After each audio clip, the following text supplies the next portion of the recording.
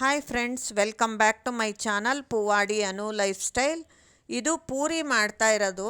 ನಂಗೆ ಮೊದಲು ವೀಡಿಯೋ ತೆಗೆಯೋದು ಮರ್ತೋದೆ, ಆಮೇಲೆ ಪೂರಿ ಮಾಡ್ತಾ ಇರೋವಾಗ ತೆಗ್ದಿದ್ದೀನಿ ನೋಡಿ. ನಾನು ಚಪಾತಿ ಪ್ರೆಸ್ಸಲ್ಲಿ ಹೆಂಗೆ ಪೂರಿ ಪ್ರೆಸ್ಸಲ್ಲಿ ಯಾವ ಥರ ಪೂರಿ ಮಾಡ್ಬೋದು ಈಸಿಯಾಗಿ ಅಂತ ತೋರಿಸ್ತಾ ಇರೋದು.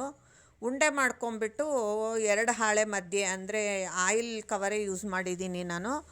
ಆಯಿಲ್ ಕವರ್ನ ಕಟ್ ಮಾಡಿಬಿಟ್ಟು ಮೇಲೆ ಕೆಳಗೆ ಹಾಕ್ಕೊಂಡು ಮಧ್ಯದಲ್ಲಿ ಉಂಡೆ ಇಟ್ಟು ಪ್ರೆಸ್ ಮಾಡಿಬಿಟ್ಟು, ಎಣ್ಣೆ ಯಾವಾಗಲೂ ಪೂರಿಗೇನು ಅಂದರೆ ಚೆನ್ನಾಗಿ ಕಾದಿರಬೇಕು, ಹೊಗೆ ಆಡ್ತಾ ಇರಬೇಕು. ಆವಾಗ ಪೂರಿ ಹಾಕಿದ್ರೆ ಚೆನ್ನಾಗಿ ಉಬ್ಬತ್ತೆ.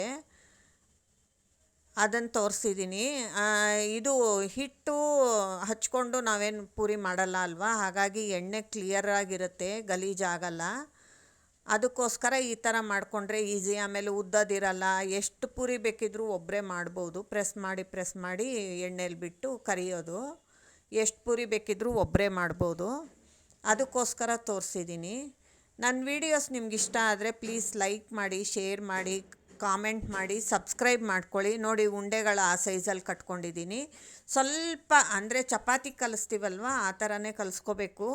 ಕಲಿಸ್ಕೊಂಡು 2 ಹಾಳೆ ಮಧ್ಯದಲ್ಲಿಟ್ಟು 2 ಪ್ಲಾಸ್ಟಿಕ್ ಕವರ್ ಮಧ್ಯದಲ್ಲಿಟ್ಬಿಟ್ಟು ಪ್ರೆಸ್ ಮಾಡಿ ಪೂರಿ ಮಾಡೋದು ನೋಡಿ ತೋರಿಸ್ತಾ ಇದ್ದೀನಿ. ಆ ಥರ ಮಾಡಿದ್ರೆ ತುಂಬಾ ಈಸಿಯಾಗತ್ತೆ ಪೂರಿ. ಆಮೇಲೆ ಎಣ್ಣೆ ಒಂಚೂರು ಗಲೀಜಾಗೋದಿಲ್ಲ, ಆ ಥರ ಇರುತ್ತೆ. ಎಲ್ಲರೂ ಈ ಥರ ಮಾಡ್ಕೊಳ್ಳಿ. ನಿಮ್ಮ ಮನೇಲಿ ಪೂರಿ ಪ್ರೆಸ್ ಇದ್ದರೆ ಈ ಥರ ಮಾಡಿ.